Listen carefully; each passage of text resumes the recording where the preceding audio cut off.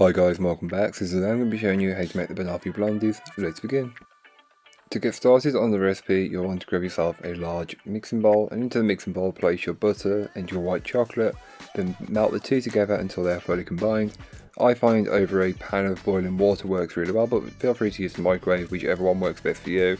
Ensure that it is completely melted and combined, then add in your sugar and whisk this in while the mixture is still warm. It's fine. Whisk until everything is combined, and then add in your egg and your bananas and just whisk those in until the banana has broken down and the egg has been fully incorporated. At this point it should look a little like banana bread, and this will look like what it should look like at the end. If you want to use vanilla, add in the vanilla and mix until fully incorporated. Then you can give the bowl a quick scraping down and add in your dry ingredients, followed by the white chocolate chips, and just fold everything together until it's fully combined. I prefer to do this with a spatula than a whisk, but feel free to use whichever works best for you.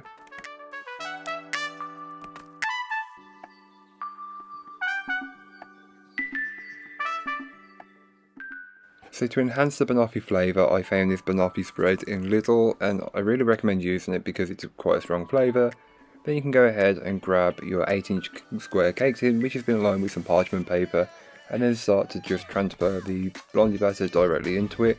As you can tell, it looks a lot like banana bread at this point, and that's what you're looking for. It's going to be a very dense and gooey, kind of chewy, in a good way, texture. It's very much like banana bread, but in a blondie form, which is just perfect. And once you've got the blondie batter in the pan or the tin, you can spread it out and just level it out so it all bakes consistently. You can then go ahead and take dollops of the banoffee spread and just place them all over the top of your blondie batter.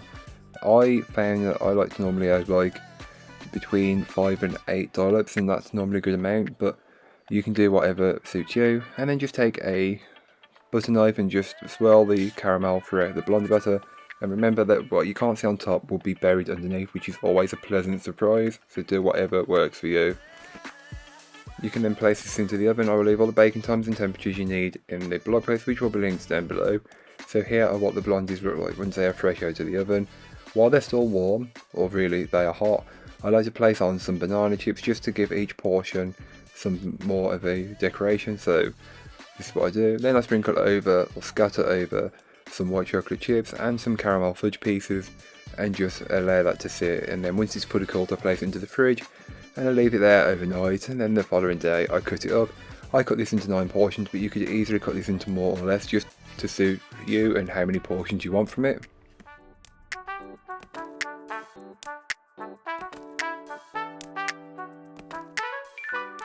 And then as you can tell, these blondies are pretty perfect. You've got that banana bread-esque feeling, mouthfeel, taste, smell, everything.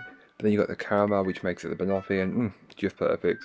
So I hope you enjoyed. If you did, don't forget to like, comment and subscribe for more from me, and I'll be back again soon with another recipe, so join me then. In the meanwhile, don't forget to check out the description. There'll be a link to this recipe, a link to my blog, and links to all my social medias. But that's all for today. I hope you enjoyed. Bye guys.